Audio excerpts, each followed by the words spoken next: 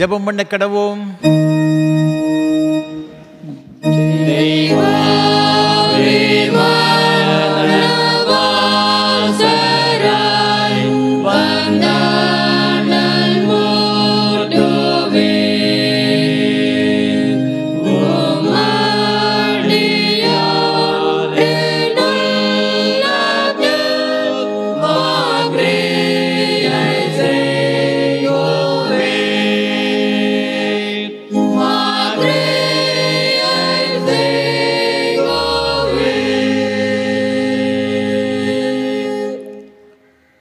நான் இளைஞனாயிருந்தேன், முதிர் வயது உள்ளவனுமானேன். ஆனாலும் நீதிமான் கைவிடப்பட்டதையும் அவன் சந்ததி அப்பத்துக்கு இறந்து திரிகிறதையும் நான் காணவில்லை. இந்த நாள் கர்த்தர் உண்டு பண்ணின நாள், இதில் களிகூர்ந்து மகிழ கடவோம். மகா பரிசுத்தமும் அன்பும் கிருபைகளும் நிறைந்த பரலோக பிதாவே, அண்ட சராசரங்களையும் ஒரே வார்த்தையினாலே உருவாக்கினவரே, இந்த கால வேளையில் உம்முடைய திருச்சமூகத்தில் நாங்கள் வரவும் உம்மை ஆராதிக்கவும் தேவன் பாராட்டிய எண்ணிமுடியாத ஈவுகளுக்காக, இரக்கங்களுக்காக, கிருபைகளுக்காக உமக்கு கோடாகோடி ஸ்தோத்திரம் அப்பா. இந்த ஆராதனை வேளையிலும் பரலோகத்தின் தேவன் எங்கள் மத்தியில் எழுந்தருளி உம்முடைய பிரசனத்தினால் எங்கள் ஒவ்வொருவரையும் நிறைத்து இந்த ஆராதனை எங்களுக்கு ஆசீர்வாதமாக்கி தர வேண்டும் என்று மீட்பர் இயேசு கிறிஸ்துவின் பரிசுத்த நாமத்தில் தாழ்மையோடு ஜெபிக்கிறோம் ஜீவனுள்ள நல்ல பிதாவே, ஆமேன். ஆராதனைக்கு ஆரம்பமாக ஆண்டவருடைய பரிசுத்த நாமத்துக்கு மகிமை உண்டாக. கீதம் 404 பாமாலை 254 பாடுவோம். களிப்புடன் கூடுவோம், கர்த்தரை நாம் போற்றுவோம். கீதம் 404 பாமாலை 254 பாடுவோம்.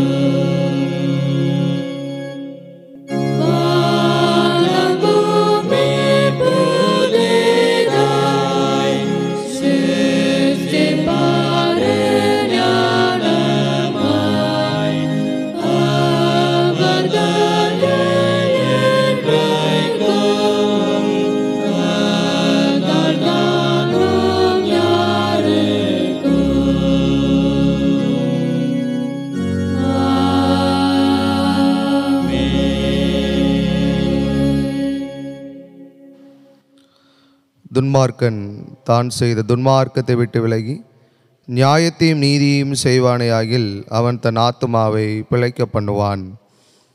உங்கள் வஸ்திரங்களை அல்ல, உங்கள் இருதயங்களை கிழித்து உங்கள் தேவனாகிய கர்த்தரிடத்தில் திரும்புங்கள். அவர் இரக்கமும் மன உருக்கமும் நீடிய சாந்தமும் மிகுந்த கிருபையும் உள்ளவர். அவர் தீங்குக்கு மனஸ்தாபப்படுகிறவருமாய் இருக்கிறார். நமக்கு பாவமில்லை என்போமானால் நம்மை நாமே வஞ்சிக்கிறவர்களாயிருப்போம். சத்தியம் நமக்குள் இராது. நம்முடைய பாவங்களை நாம் அறிக்கையிட்டால் பாவங்களை நமக்கு மன்னித்து எல்லா அநியாயத்தையும் நீக்கி நம்மை சுத்திகரிப்பதற்கு கர்த்தர் உண்மையும் நீதியுமுள்ளவராய் இருக்கிறார். பிரியமான சகோதர சகோதரிகளே, நம்முடைய பரமபிதாவாகிய சர்வ வல்லமையுள்ள தேவனுடைய அளவில்லாத தயவினாலும் இரக்கத்தினாலும் பாவ மன்னிப்பை பெறுவதற்காக நாம் செய்த பலவிதமான பாவங்களையும் அக்கிரமங்களையும் அவர் சந்நிதியில் மாயமாய் மறைத்து கொள்ளாமல் பணிவும் தாழ்மையும் துக்கமும் கீழ்ப்படிதலும் உள்ள இருதயத்தோடே அறிக்கையிட வேத வசனம் பற்பல வாக்கியங்களை நம்மை ஏவுகிறது. நாம் எக்காலத்திலும் தேவனுக்கு முன்பாக நம்முடைய பாவங்களை மனத்தாழ்மையாய் அறிக்கையிட வேண்டுவதுமன்றி அவருடைய திருக்கரங்களினாலே நாம் பெற்றுக்கொண்ட மேன்மையான உபகாரங்களுக்காக சோத்திரம் செலுத்தவும் மிகவும் சிறந்த அவருடைய புகழை பிரஸ்தாபம் பண்ணவும், அவருடைய மகா பரிசுத்த வசனத்தை கேட்கவும், நம்முடைய சரீரத்துக்கும் ஆத்துமாவுக்கும் தேவையானவைகளுக்காக வேண்டிக் கொள்ளவும் நாம் கூடி வந்திருக்கிற தருணத்தில் பாவங்களை அறிக்கையிடுவது நமது விசேஷித்த கடமையாயிருக்கிறது. ஆகையால் இங்கே இருக்கிற நீங்கள் யாவரும் சுத்த இருதயத்தோடும் தாழ்ந்த சத்தத்தோடும் பரம கிருபாசன தண்டையில் என்னுடனே கூட சேர்ந்து நான் சொல்லுகிற பிரகாரம் சொல்ல உங்களை வேண்டிக் கொள்கிறேன். ஜெபம் பண்ண கடவோம். பொதுவான பாவ அறிக்கை ஜெபத்தை ஏறெடுப்போம்.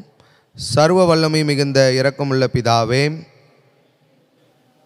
தப்பிப்போன ஆடுகளைப் போல நாங்கள் உம்முடைய வழிகளை விட்டு வலிவி அலைந்து போனோம். எங்கள் இருதயத்தின் யோசனைகளுக்கும் விருப்பங்களுக்கும் மிகவும் இணங்கி நடந்தோம். உமது பரிசுத்த கற்பனைகளுக்கு விரோதமாய் குற்றம் செய்தோம். செய்யத்தக்கவைகளை செய்யாமல் செய்யத்தகாதவைகளை செய்து வந்தோம். எங்களுக்கு சுகமே இல்லை. ஆனாலும் ஆண்டவரே, தேவரீர் எங்கள் கர்த்தராகிய இயேசு கிறிஸ்துவின் மூலமாய் மனிதருக்கு அருளி செய்த வாக்குத்தத்தங்களின்படியே நிர்பாக்கியமுள்ள குற்றவாளிகளாய் எங்களுக்கு இறங்கும். தப்பிதங்களை அறிக்கையிடுகிற எங்கள் மேல் பொறுமையாயிரும். பாவத்தின் நிமித்தம் துக்கப்படுகிற எங்களை சீர்படுத்தும். மிகவும் இரக்கமுள்ள பிதாவே, உம்முடைய பரிசுத்த நாமத்துக்கு மகிமை உண்டாகும்படி நாங்கள் இனி தேவ பக்தியும் நீதியும் தெளிந்த புத்தியும் உள்ளவர்களாய் நடந்து வர இயேசு கிறிஸ்துவின் நிமித்தம் எங்களுக்கு கிருபை செய்தருளும். ஆமென். நம்முடைய கர்த்தராயிருக்கிற இயேசு கிறிஸ்துவின் பிதாவாயிருக்கிற சர்வ வல்லமுள்ள தேவன் பாவியின் மரணத்தை விரும்பாமல் அவன் தன் பாவத்தை விட்டு திரும்பி பிழைப்பதையே விரும்பி பாவத்து நிமித்தம் துக்கப்படுகிற தமது ஜனத்துக்கு பாவ விமோசனத்தை மன்னிப்பையும் கூறி அறிவிக்க தம்முடைய பணிவிடைக்காரருக்கு அதிகாரத்தையும் கட்டளையும் அருள் செய்திருக்கிறார். மெய்யாய் மனம் திரும்பி தமது பரிசுத்த சுவிசேஷத்தை உண்மையாய் விசுவாசிக்கிற யாவருக்கும் அவர் பாவங்களை மன்னித்து விமோசனம் செய்கிறார். ஆகையால் கடைசியில் அவருடைய நித்திய ஆனந்தத்தில் சேரத்தக்கதாக இத்தருணத்தை நாம் செய்கிறவருக்கு பிரியமாயிருக்கவும் இனி உயிரோடு நாளெல்லாம் மாசில்லாமல் பரிசுத்தம் உள்ளவர்களாக நடக்கவும் அவர் நமக்கு மெய்யான மனம் திரும்புதலையும் தம்முடைய பரிசுத்த ஆவியையும் அருளி செய்ய வேண்டுமென்று நம்முடைய கர்த்தராயிருக்கிற இயேசு கிறிஸ்து மூலமாய் அவரை வேண்டிக் கொள்ள கடவோம். ஆமென். பரமண்டலங்களில் இருக்கிற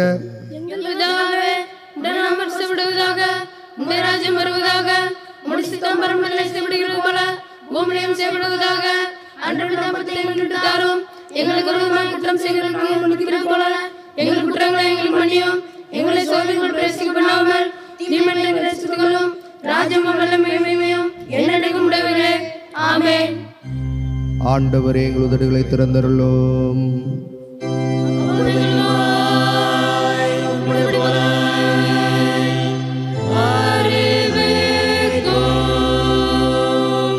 தேவனே, எங்களை ரட்சிக்க விரைவாய் வாரும்.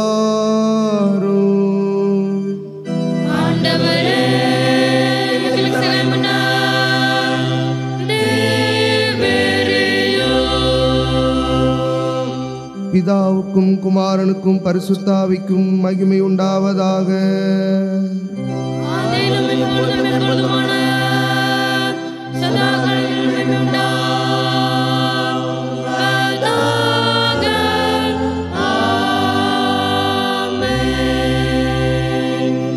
கர்த்தரை துதியுங்கள்.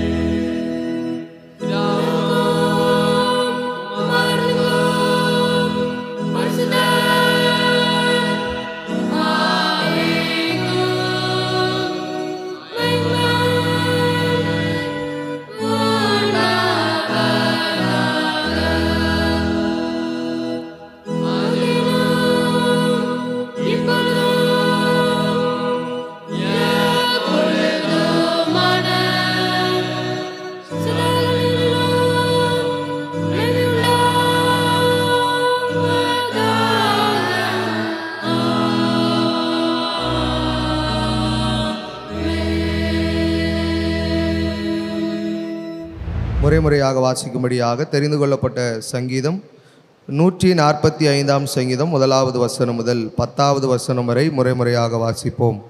145 சங்கீதம் 1வது வசனம் முதல். ராஜாவாகிய என் தேவனே, உம்மை உயர்த்தி உம்முடைய நாமத்தை எப்பொழுதும் என்றென்றைக்கும் சோத்தரிப்பேன். நாடோறும் உம்மை சோஸ்தரித்து எப்பொழுதும் என்றென்றைக்கும் உம்முடைய நாமத்தை துதிப்பேன். கர்த்தர் பெரியவரும் மிகவும் புகழப்படத்தக்கவருமாயிருக்கிறார். அவருடைய மகத்துவம் ஆராய்ந்து முடியாது. தலைமுறை தலைமுறையாக உம்முடைய கிரியைகளின் புகழ்ச்சியை சொல்லி உம்முடைய வல்லமையுள்ள செய்கைகளை அறிவிப்பார்கள். உம்முடைய சிறந்த மகிமை பிரஸ்தாபத்தையும் உம்முடைய அதிசயமான கிரியைகளையும் குறித்து பேசுவேன். ஜனங்கள் உம்முடைய பயங்கரமான கிரியைகளின் வல்லமையை சொல்லுவார்கள். உம்முடைய மகத்துவத்தை நான் விவரிப்பேன். அவர்கள் உமது மிகுந்த தயவை நினைத்து வெளிப்படுத்தி உமது நீதியை கெம்பீரித்து பாடுவார்கள். கர்த்தர் இரக்கமும் மன உருக்கமும் நீடிய சாந்தமும் மிகுந்த கிருபையும் உள்ளவர். கர்த்தர் எல்லார் மேலும் தயவுள்ளவர். அவர் இரக்கங்கள் அவருடைய எல்லா கிரியைகளையும் மேலுள்ளது. கர்த்தாவே, உம்முடைய கிரியைகள் எல்லாம் உம்மை துதிக்கும். உம்முடைய பரிசுத்தவான்கள் உம்மை சோஸ்தரிப்பார்கள்.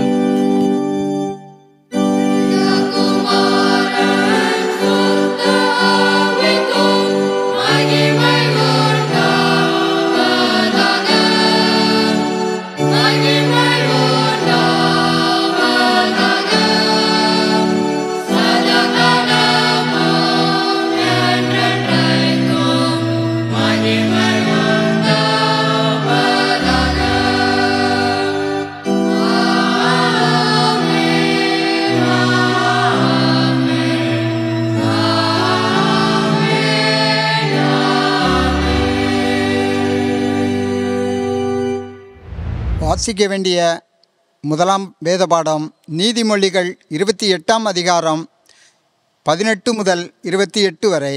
நீதிமொழிகள் 28 அதிகாரம் 18 முதல் 28 வரை. உத்தமனாய் நடக்கிறவன் ரட்சிக்கப்படுவான். மாறுபாடான இருவழியில் நடக்கிறவனோ அவற்றில் ஒன்றிலே விழுவான். தன் நிலத்தை பயிரிடுகிறவன் ஆகாரத்தால் திருப்தியாவான். வீணரை பின்பற்றுகிறவனோ வறுமையால் நிறைந்திருப்பான். உண்மையுள்ள மனுஷன் பரிபூரண ஆசீர்வாதங்களை பெறுவான். ஐஸ்வர்யனாகிறதற்கு தீவிரிக்கிறவனோ ஆக்கினைக்கு தப்பான். முகதாட்சிணியம் நல்லதல்ல. முகதாட்சிணியம் உள்ளவன் ஒரு துண்டு அப்பத்துக்காக அநியாயம் செய்வான். வன்கண்ணன் செல்வனாகிறதற்காக பதறுகிறான். வறுமை தனக்கு வருமென்று அறியாதிருக்கிறான். தன் நாவினால் முகஸ்துதி பேசுகிறவனை பார்க்கிலும் கடிந்து கொள்ளுகிறவன் முடிவில் அங்கீகாரம் பெறுவான். தன் தகப்பனையும் தன் தாயையும் கொள்ளையிட்டு அது துரோகமல்ல என்பவன் பால் கடிக்கிற மனுஷனுக்கு தோழன். பெருநெஞ்சன் வழக்கை கொழுகிறான். கர்த்தரை நம்புகிறவனோ செழிப்பான். தன் இருதயத்தை நம்புகிறவன் மூடன். ஞானமாய் நடக்கிறவனோ ரட்சிக்கப்படுவான். தரித்திரருக்கு கொடுப்பவன் தாழ்ச்சியடையான். தன் கண்களை ஏழைகளுக்கு விலக்குகிறவனுக்கோ அநேக சாபங்கள் வரும். துன்மார்க்கர் எழும்பும்போது மனுஷர் மறைந்து கொள்ளுகிறார்கள். அவர்கள் அழியும் போதோ நீதிமான்கள் பெறுகிறார்கள் என்பது. வாசிக்க வேண்டிய முதலாம் பாடம் வாசித்தாயிற்று.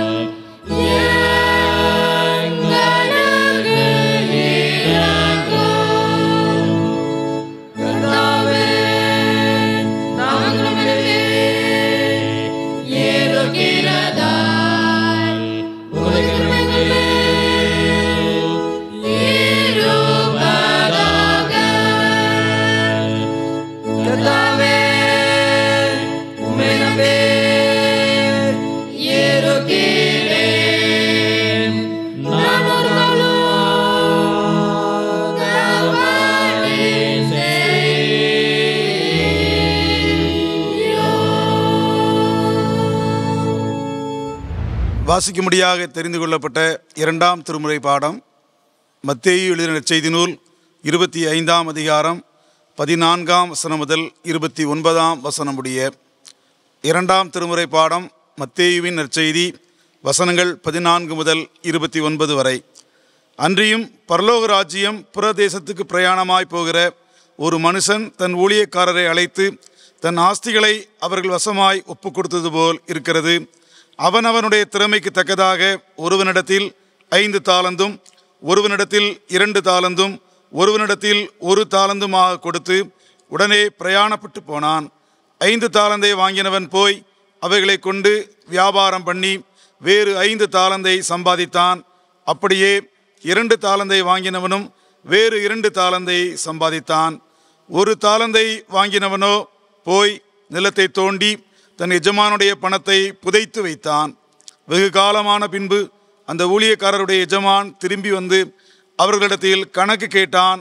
அப்பொழுது 5 தாலந்தை வாங்கினவன் வேறு 5 தாலந்தை கொண்டு வந்து, ஆண்டவனே, 5 தாலந்தை என்னிடத்தில் ஒப்புவித்தீரே, அவைகளை கொண்டு இதோ வேறு 5 தாலந்தை சம்பாதித்தேன் என்றான். அவனுடைய எஜமான் அவனை நோக்கி, நல்லது, உத்தமமும் உண்மையும் உள்ள ஊழியக்காரனே, கொஞ்சத்திலே உண்மையாயிருந்தாய், அநேகத்தின் மேல் உன்னை அதிகாரியாக வைப்பேன், உன் எஜமானுடைய சந்தோஷத்திற்குள் பிரவேசி என்றான். 2 தாலந்தை வாங்கினவனும் வந்து, ஆண்டவனே, 2 தாலந்தை என்னிடத்தில் ஒப்புவித்தீரே, அவைகளை கொண்டு இதோ வேறு 2 தாலந்தை சம்பாதித்தேன் என்றான். அவனுடைய எஜமான் அவனை நோக்கி, நல்லது, உத்தமமும் உண்மையும் உள்ள ஊழியக்காரனே, கொஞ்சத்திலே உண்மையாயிருந்தாய், அநேகத்தின் மேல் உன்னை அதிகாரியாக வைப்பேன், உன் எஜமானுடைய சந்தோஷத்திற்குள் பிரவேசி என்றான். 1 தாலந்தை வாங்கினவன் வந்து, ஆண்டவனே, நீர் விதைக்காத இடத்தில் அறுக்கிறவரும் தெளிக்காத இடத்தில் சேர்க்கிறவருமான கடினமுள்ள மனுஷன் என்று அறிவேன். ஆகையால் நான் பயந்து போய் உமது நிலத்தை புதைத்து வைத்தேன். இதோ உம்முடையதை வாங்கிக் கொள்ளும் என்றான். அவனுடைய எஜமான் பிரதித்துரமாக, பொல்லாதவனும் சோம்பலுமான ஊழியக்காரனே, நான் விதைக்காத இடத்தில் அறுக்கிறவர் என்றும் தெளிக்காத இடத்தில் சேர்க்கிறவன் என்றும் அறிந்திருந்தாயே. அப்படியானால் நீ என் பணத்தை காசுக்கார வசத்தில் போட்டு வைக்க வேண்டியதாக இருந்தது. அப்பொழுது நான் வந்து என்னுடையதை வட்டியோடே வாங்கிக் கொள்வேனே என்று சொல்லி அவனிடத்தில் இருக்கிற தாலந்தை எடுத்து 10 தாலந்து உள்ளவனுக்கு கொடுங்கள். உள்ளவன் எவனோ அவனுக்கு கொடுக்கப்படும், பரிபூரணமும் அடைவான். இல்லாதவனிடத்திலிருந்து உள்ளதும் எடுத்துக்கொள்ளப்படும் என்பதே. வாசிக்கும்படியாக தெரிந்து கொள்ளப்பட்ட 2ஆம் திருமுறை பாடம் வாசித்தாயிற்று. இது கிறிஸ்துவின் நற்செய்தி.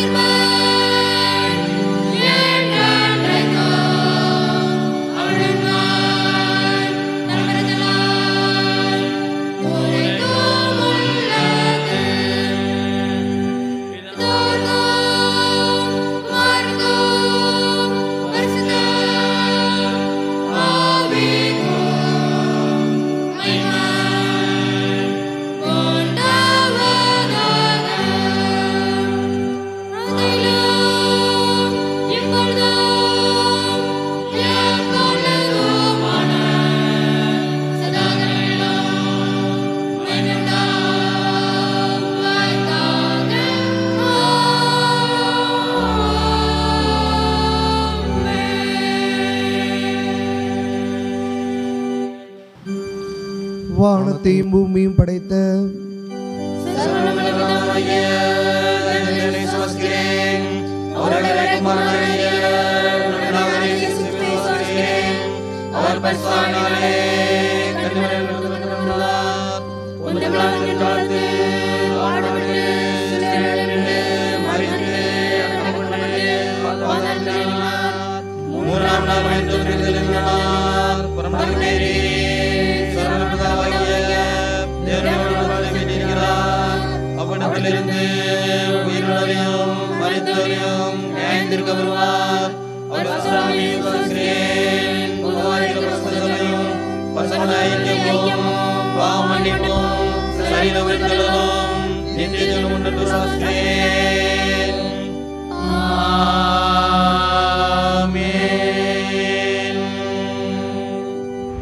கர்த்தரும் உலக இரட்சகருமான இயேசு கிறிஸ்துவின் ஈடு இணையற்ற நாமத்தினாலே இந்த ஆராதனை வேளைக்கு வந்திருக்கிறவங்க அனைவரையும் அன்போடு கூட திருநெல்வேலி டயசிஸ் கல்லடைக்குறிச்சி சிஎஸ்ஐ கிறிஸ்து ஆலயத்தின் சார்பாக வாழ்த்துகிறோம், வரவேற்கிறோம்.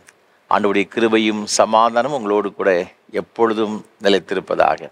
ஒவ்வொரு வாரமும் உங்களோடு கூட சேர்ந்து ஏஞ்சல் தொலைக்காட்சி மூலமாக கர்த்தரை ஆராதிப்பேன் மிகுந்த மகிழ்ச்சி அடைகிறேன்.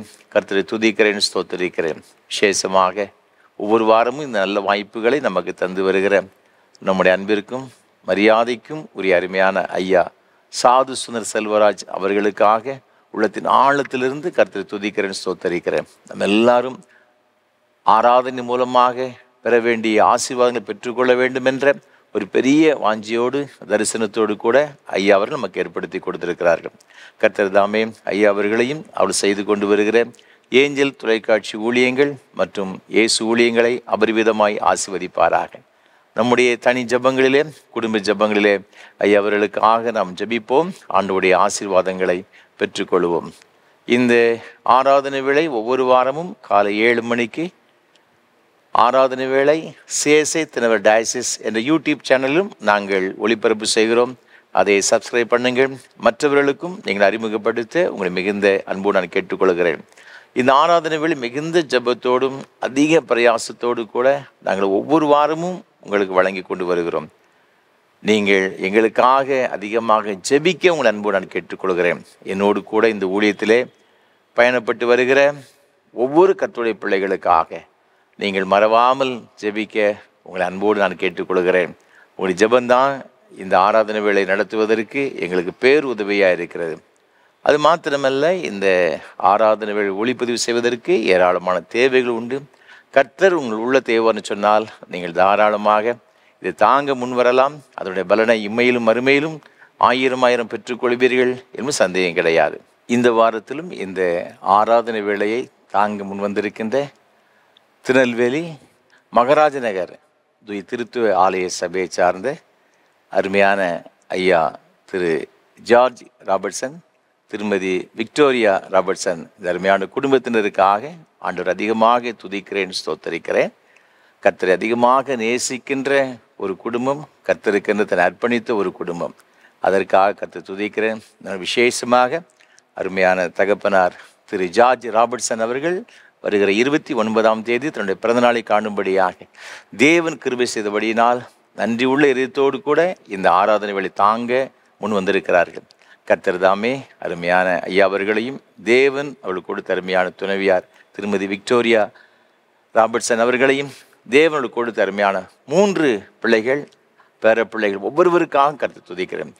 ஆண்டவர் தாமே தம்முடைய வேதத்தில் சொல்லியிருக்கிறபடி ஏசாயா தீர்க்கதரிசன புஸ்தகம் 58ஆம் அதிகாரம் 11ஆம் வசனம், கர்த்தர் நித்தமும் உன்னை நடத்தி மகா வறட்சியான காலங்களில் உன் ஆத்மாவை திருப்தியாக்கி உன் எலும்புகளை நினமுள்ளதாக்குவார். நீ நீர்ப்பாய்ச்சலான தோட்டத்தைப் போலவும் வற்றாத நீரூற்றைப் போலவும் இருப்பாய் என்ற வார்த்தையின்படியே ஆண்டவர் தாமே அருமையான பிள்ளைகள் ஒவ்வொருவரையும் அபரிவிதமாய் சந்ததி சந்ததியாக ஆசீர்வதிப்பாராக. தேவ கிருபை அவர்களோடு கூட இருப்பதாக. விசேஷமாக கடந்த நாட்களிலே நான் உங்களோடு கூட இந்த ஆராதனை வேளை ஒளிப்பதிவு செய்வதற்கு சில உபகரணங்கள் தேவை என்று உங்களிடத்தில் நான் தெரிவித்திருந்தேன். மிகுந்த மகிழ்ச்சியோடு கூட அநேகர் இதுக்கு உதவி செய்யும்படியாக நீங்கள் வந்திருந்தீர்கள். உங்கள் ஒவ்வொருவருக்காகவும் கர்த்தரை துதிக்கிறேன், ஸ்தோத்தரிக்கிறேன். ஆனாலும் சிலர் விரும்பினார்கள். அதற்கு முன்பாகவே சிலர் நமக்கு இதற்கான தேவைகளை சந்தித்து விட்டபடினால் இனி இதற்கென்று நீங்கள் எனக்கு கொடுக்க வேண்டாம். கொடுத்த அருமையான பிள்ளைகளுக்காக ஆண்டவரை துதிக்கிறேன், ஸ்தோத்தரிக்கிறேன். விசேஷமாக இந்த மிக்சர் ஆம்பிளிஃபையர் வாங்கும்படியாக சென்னையை சார்ந்த அருமையான ஒரு குடும்பத்தினர் திரு சார்லஸ் மனோகர், திருமதி ஷம்மா சார்லஸ், இந்த அருமையான குடும்பத்தை நமக்கு உதவி செய்திருக்கிறார்கள். கர்த்தர் தாமே இந்த அருமையான குடும்பத்தின் பிள்ளைகளை அபரிமிதமாக ஆசீர்வதிப்பாராக. நீங்கள் இப்பொழுது இருக்கிறதை பார்க்கலாம் 1000 மடங்கு அதிகமாகும்படி உங்கள் பிதாக்கள் கர்த்தர் சொல்லியபடியே அவர்கள் ஆசீர்வதிப்பார் என்ற வார்த்தையின்படியே இந்த அருமையான பிள்ளைகளை ஆசீர்வதிப்பாராக. தேவனுக்கு கொடுத்த அருமையான பிள்ளைகளுக்காக அருமையான மகள் வினோலியா ஜபரத்னா, திரு ஆபிரகாம் சுதர்சன், இந்த அருமையான பிள்ளைகளுக்காக ஆண்டவரை துதிக்கிறேன். இந்த அருமையான தம்பதிகளை கர்த்தர் ஆசீர்வதிப்பாராக. தேவன் அவர்களுக்கு கொடுத்த அருமையான பிள்ளைகள் டெரிக் ஆஷேர், மிரியன் அதாரா, இந்த அருமையான பிள்ளைகளுக்காக கர்த்தர் துதிக்கிறேன். இந்த அருமையான பிள்ளைகளுக்கு வேண்டிய எல்லா நல்ல ஞானத்தையும் கிருபையும் பலனையும் ஆண்டவர் தாமே கொடுத்து ஆண்டவர்களை ஆசீர்வதிப்பாராக.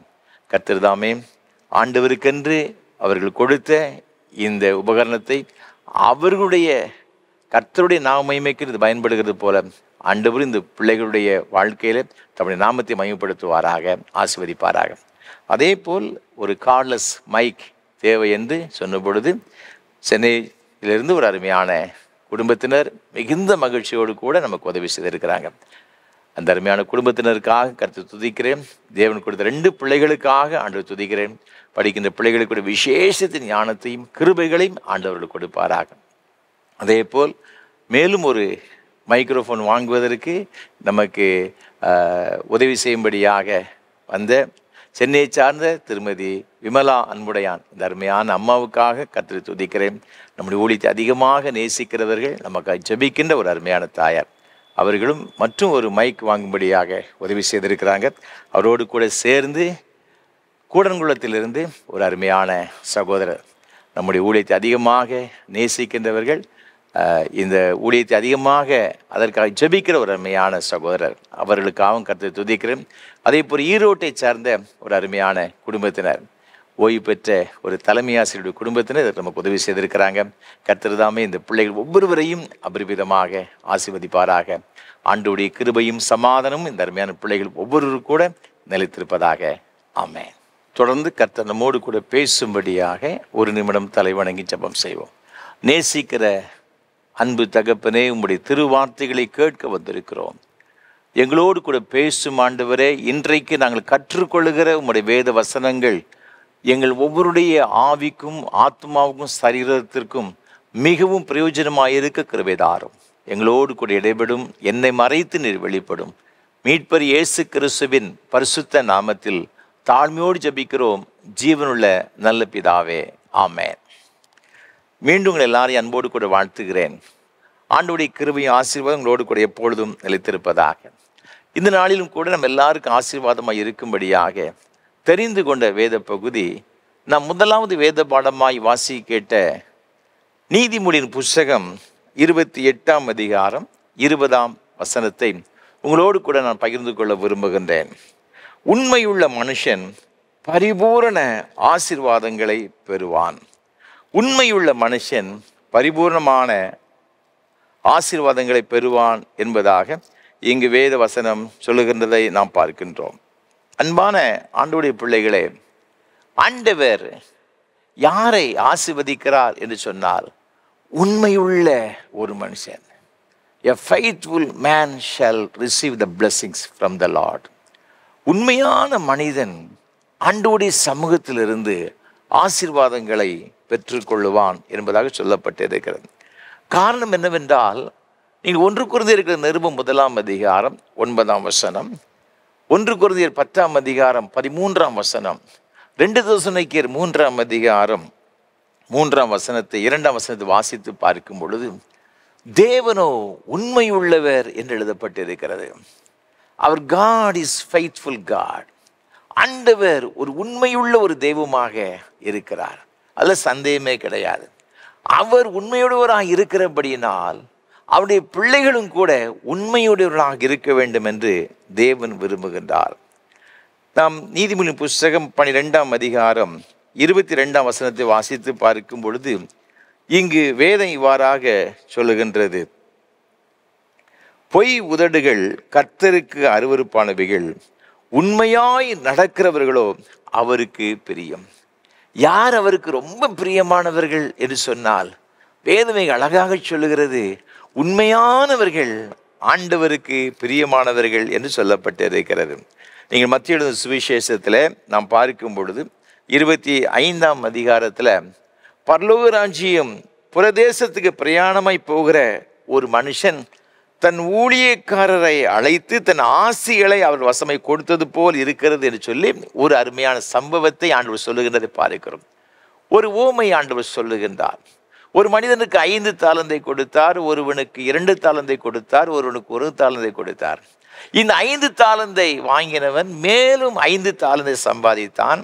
எஜமான் வந்த உடனே சந்தோஷமாக அவரிடத்தில் கொண்டு போய் அவனுக்கு கொடுத்ததாக இங்கு வேதத்திலே நாம் பார்க்கின்றோம்.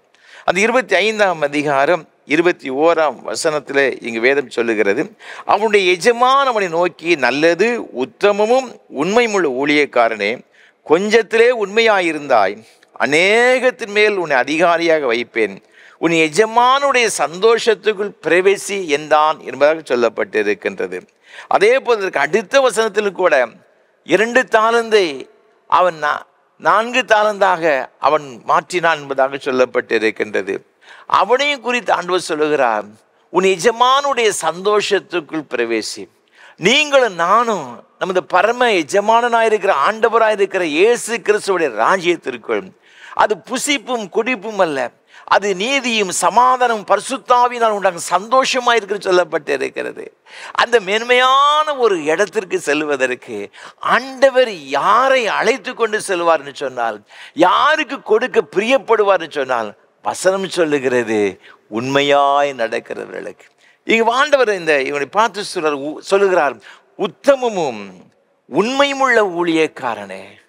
ஆண்டுடைய பிள்ளைகளே, ஆண்டுடைய வருகையிலே கடைசி நாளிலே இந்த சத்தத்தை கேட்க தான் நாம் விருப்பப்படுகிறோம்.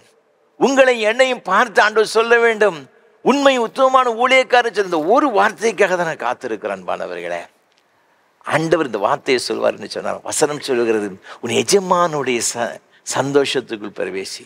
தேவன் கொடுக்கிற ஆசீர்வாதம் அவ்வளவு ஒரு மேன்மையான ஒரு ஆசீர்வாதம். ஆகவே தான் சங்கீதக்காரன் சொல்லுகிறான், 101ஆம் சங்கீதம் இங்கு 6ஆம் வசனத்தை வாசித்து பார்க்கும் பொழுது, தேசத்தில் உண்மையானவர்கள் என்னோட வாசம் பண்ணும்படி என் கண்கள் அவர்கள் மேல் நோக்கமாயிருக்கும். தேசத்தில் உண்மையானவர்கள் என்னோடு வாசம் பண்ணணும். அவரோடு யார் வாசம் பண்ண முடியும் தெரியுமா? உண்மையானவர்களுங்க. எல்லாவற்றும் உண்மையாக இருக்க வேண்டும் என்று தேவன் விரும்புகின்றார். நீங்கள் வேதத்தில் வாசித்து பார்க்கும் பொழுது, எபிரேயருக்கு எழுதின நிருபம் இங்கு 2ஆம் அதிகாரத்தில் வேதம் மிக அழகாக சொல்லுகின்றது. எபிரேயருக்கு நிருபம் 3ஆம் அதிகாரம் 2ஆம் வசனம், மோசே தேவனுடைய வீட்டில் எங்கும் உண்மை உள்ளவனாய் இருந்தது போல. அதே போல் 8ஆம் புஸ்தகத்திலே நாம் வாசித்து பார்க்கும் பொழுது வேதம் மிக அழகாக சொல்லுகிறது. இங்கு 12ஆம் அதிகாரம் 7ஆம் வசனத்திலே மோசே குறித்து ஆண்டவர் சொல்லுகிறார், என் தாசனாகிய மோசேயோ அப்படிப்பட்டவன் அல்ல, என் வீட்டில் எங்கும் அவன் உண்மை உள்ளவன். மோசே ஆண்டவருக்கு முன்பாக உண்மை உள்ளவனாக இருந்தான். அவன் சீனாய் வனாந்தரத்திலே அவன் ஆடுகளை மேய்த்து கொண்டிருந்த பொழுது ஆண்டவர் அவனோடு கூட இடைப்பட்டார், அவனோடு கூட பேசினார். நீ என் ஜனங்களை அழைத்து கொண்டு வரும்படி நீ எகிப்திற்கு போ, பார்வனோடு கூட பேசு என்று சொல்லி ஆண்டவர் அனுப்பினார். முதல்ல போக மாட்டேன் அப்படின்னு சொன்னால், ஆண்டவர் எனக்கு பேச தெரியாது, நான் திக்குவாய் கொன்னை நான் உடையவன்னு சொன்னான். ஆண்டவர் அவனை நீ போ, நான் எல்லாம் பார்த்து கொள்ளுவேன்னு சொல்லி அனுப்புகிறதாக வேதத்திலே பார்க்கிறோம். இவன் போய் பார்வனோடு கூட பேசுகின்றான். இந்த ஜனங்களை கடைசியாக 10வது வாதைகளுக்கு பிறகு இந்த இஸ்ரவேல் ஜனங்களை அழைத்து கொண்டு வருகிறான். சிவந்த சமுத்திரத்தை 2ஆக பிரித்து அதன் நடுவாக இந்த ஜனங்கள் நடந்து கொண்டு வருகிறார்கள். ரொம்ப ஆச்சரியமாக இந்த மோசே நடத்தி கொண்டு வருகிறதை நாம் பார்க்கின்றோம். ஒரு முறை மோசே இந்த ஜனங்களுக்காக நியாயப்பிரமாணத்தை பெற்றுக்கொள்ளும்படியாக, கற்பலைகளை பெற்றுக்கொள்ளும்படியாக அவன் சீனாய் மலையின் உச்சிக்கு செல்லுகிறதாக வேதத்தில் சொல்லப்பட்டிருக்கிறது. நீங்கள் யாத்திராகமம் புஸ்தகத்தில் 32ஆம் அதிகாரத்தில் இதை குறித்து மிக அழகாக என்ன செய்திருக்குன்னா சொல்லப்பட்டிருக்கின்றது. அவன் மலைக்கு சென்ற பிறகு 40 நாள் ஆகிறது. இது கீழே இருக்கிற ஜனங்கள் எல்லாரும் மேலே மலைக்கு போன மோசேக்கு என்ன நடந்தோ தெரியவில்லை சொல்லி ஆரோனோடு கூட சண்டை போட்டு கடைசியில் ஒரு விக்கிரகத்தை கன்றுக்குட்டி உருவாக்கினதாக வேதத்தில் சொல்லப்பட்டிருக்கிறது. அதற்கு பண்டிகை கொண்டாட தொடங்கினார்கள். விருந்து கொண்டாட, புசிக்க, குடிக்க இந்த ஜனங்கள் தலைப்பட்டார் என்று வேதத்தில் சொல்லப்பட்டிருக்கிறது. இதை பார்த்து ஆண்டவருக்கு பயங்கரமான கோபம் வந்து விட்டது. மோசையை பார்த்து சொல்லுகின்றார். நீங்கள் யாத்திராகமம் புஸ்தகம் 32ஆம் அதிகாரத்தில் 7ஆம் வசனம் சொல்லுகிறது, அப்பொழுது கர்த்தர் மோசையை நோக்கி, நீ இறங்கி போய் எகிப்து தேசத்திலிருந்து நடத்தி கொண்டு வந்த உன் ஜனங்கள் தங்களை கெடுத்து கொண்டார்கள் என்று சொல்லிவிட்டு அவர் தொடர்ந்து சொல்லுகிறார். 10ஆம் வசனத்தில், ஆகையால் என் கோபம் இவர்கள் மேல் மூளவும் நான் இவர்களை அழித்து போடவும் நீ என்னை விட்டுவிடு, உன்னை ஒரு பெரிய ஜாதியாக்குவேன் என்றார் என்பதாக சொல்லப்பட்டிருக்கிறது. ஆண்டவர் மோசையை பார்த்து சொல்றாரு, நீ கீழே இறங்கி போ, இந்த ஜனங்களை பார், தங்களை கெடுத்து கொண்டார்கள், இவர்கள் மீது எனக்கு பயங்கரமான கோபம் வருகிறது, ஒரு நொடியில் இவர்கள் எல்லாம் அழித்து போட போகிறேன், நீ என்னை விட்டு விடு, நான் உன்னை பெரிய ஜாதியாக்குவேன்னு சொல்லி ஆண்டு சொல்லுகிறதா வேறு சொல்லப்பட்டு இருக்கிறது. அப்படி என்றால் என்ன பொருள்? ஆண்டவருக்கு இந்த இஸ்ரவேல் ஜனங்கள் மீது அதிகமான கோபம் வந்து விட்டது. ஆண்டவர் விரும்பாத ஒரு காரியம் விக்கிரக ஆராதனை. என்னையன்றி உனக்கு வேறே தேவர்கள் உண்டாயிருக்க வேண்டாம் என்று ஆண்டவர் சொன்னார். அவர் கொடுத்த முதல் கட்டளை அதுதான், பார்த்துக்கிடுங்க. ஆனால் இந்த ஜனங்கள் முதல் கட்டளையே மீறிவிட்டார்கள். அவர் சொல்றாரு, அவரால் பொறுத்து கொள்ள முடியவில்லை, நான் என்ன செய்யறேன் தெரியுமா, எல்லாத்தையும் நான் அழித்து போட போறேன், என் பார்வைக்கு நீ மாத்திரம் தான் உண்மையா இருக்கிற, உன்னை ஆசீர்வதிச்சிருந்தேன் என்று ஆண்டவர் சொல்லுகிறார். அப்படின்னு என்ன நடந்திருக்கும்? எல்லா இஸ்ரவேல் ஜனங்கள் அழிக்கப்பட்டு போயிருப்பாங்க. இந்த லேவி கோத்திரத்தை மாத்திரம்தான், இது மோசே மாத்திரம் என்ன செய்யிருப்பான்னா அந்த கோபாக்கிலிருந்து தப்பித்திருப்பான். ஒருவேளை இந்த மோசே ஒரு பெரிய ஆசீர்வாதத்தை பெற்றிருக்கலாம், கானான் தேசத்தை இவனுக்கு மாத்திரம் ஆண்டு கொடுத்திருப்பாரு, இவன் நினைச்சிருந்தா வாங்கியிருக்கலாம். ஆனால் அவன் என்ன சொன்னான் பார்த்தீங்கன்னா, தேவ சமூகத்தில் கதறுகிறான். நீங்கள் தொடர்ந்து பார்க்கும்போது 13ஆம் வசனத்தில் ஆண்டவருடைய சமூகத்தில் அவன் கெஞ்சி பிரார்த்தித்தான் என்பதாக வேத வசனம் சொல்லுகிறது. ஆண்டவரே, இந்த ஜனங்களுடைய பாவங்களை மன்னித்தருவீர் என்றால் மன்னியும், இல்லாவிட்டால் நீர் எழுதின உம்முடைய புஸ்தகத்தின் பேரை கிறுக்கி போடும் என்று 32ஆம் வசனம் சொல்லப்பட்டிருக்கிறதை பார்க்கிறோம். ஒருவேளை தனக்கு ஒரு நல்ல ஒரு வாய்ப்பு வருகிறது, அவனுக்கு கிடைத்த ஒரு நல்ல ஒரு ஆப்ஷன், சரி ஆண்டவர் சொல்லிவிட்டார், இந்த ஜனங்கள் அழிந்து விடுவார்கள், இவன் நல்லா இருந்திருப்பான், பார்த்துக்கிடுங்க.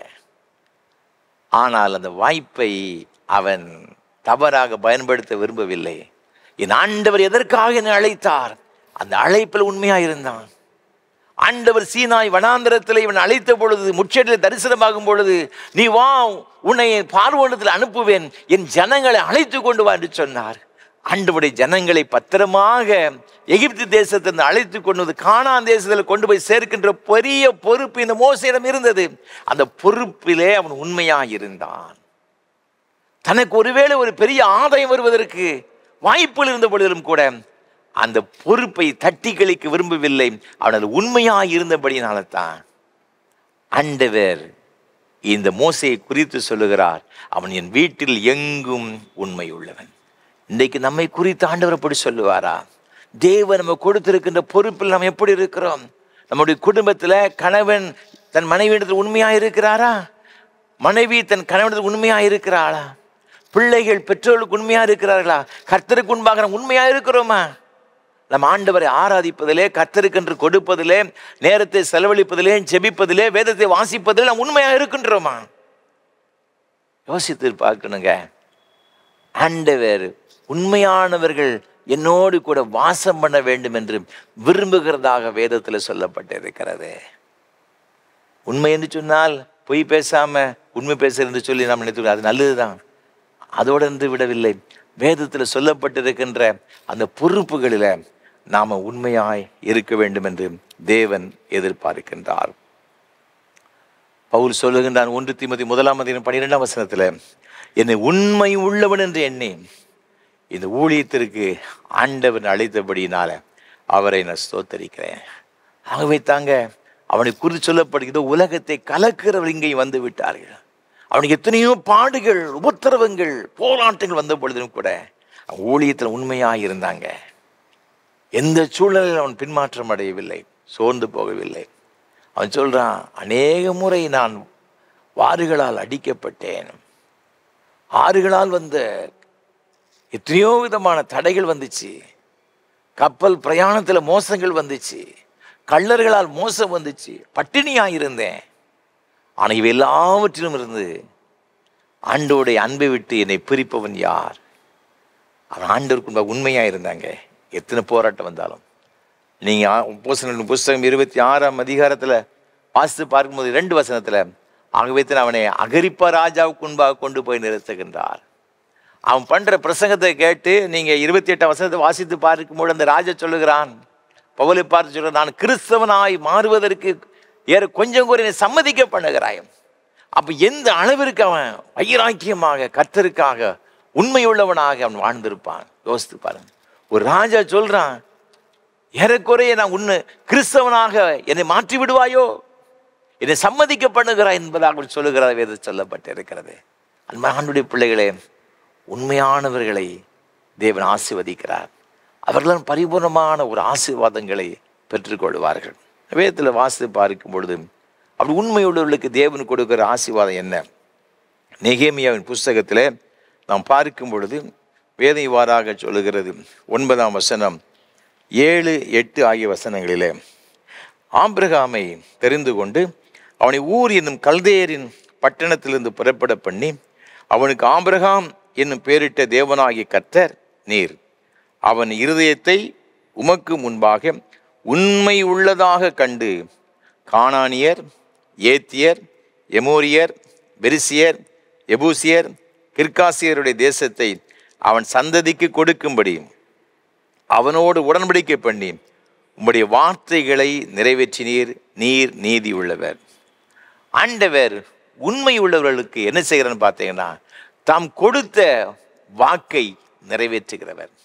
வாக்கு தத்துவத்தை நிறைவேற்றுகிற ஆண்டவர் நம்முடைய ஆண்டவர்.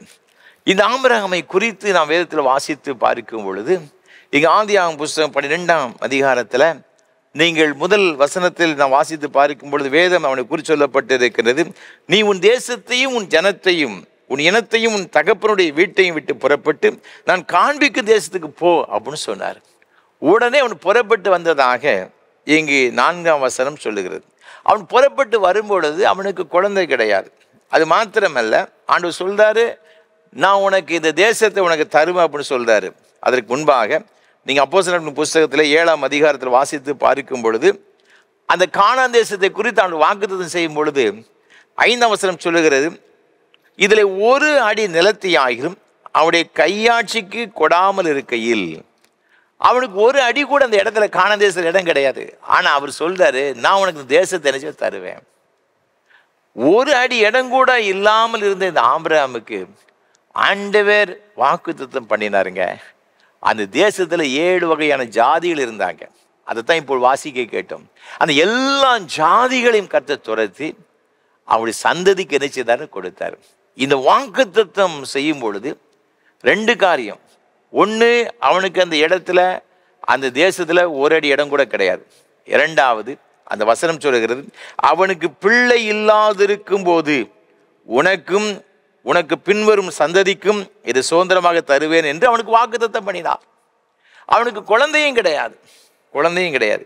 அந்த சூழலில் தான் ஆண்டவனுக்கு வாக்குத்தத்தம் பண்ணுகிறதை பார்க்கிறோம்.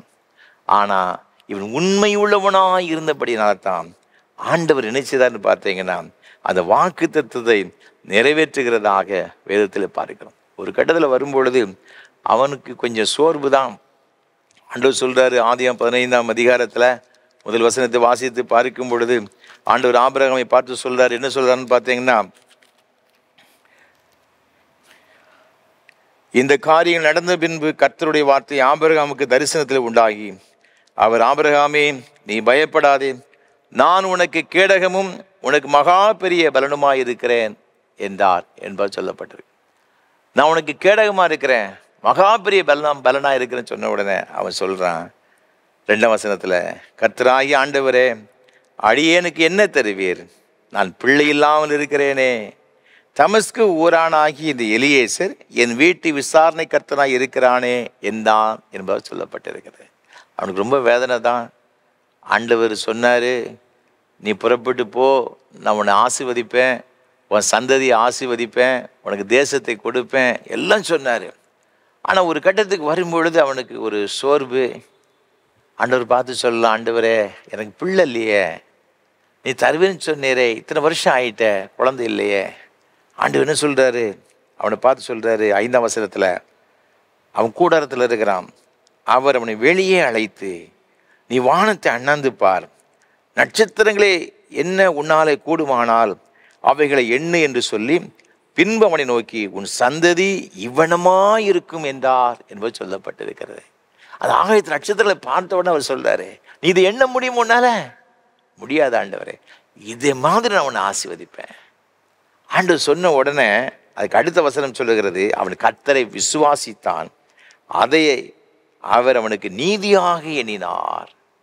ஆண்டவர் சொன்ன வார்த்தையை அப்படியே நம்பினாங்க. 100% அவன் நம்பினான். 100% அவன் he believed the word of God.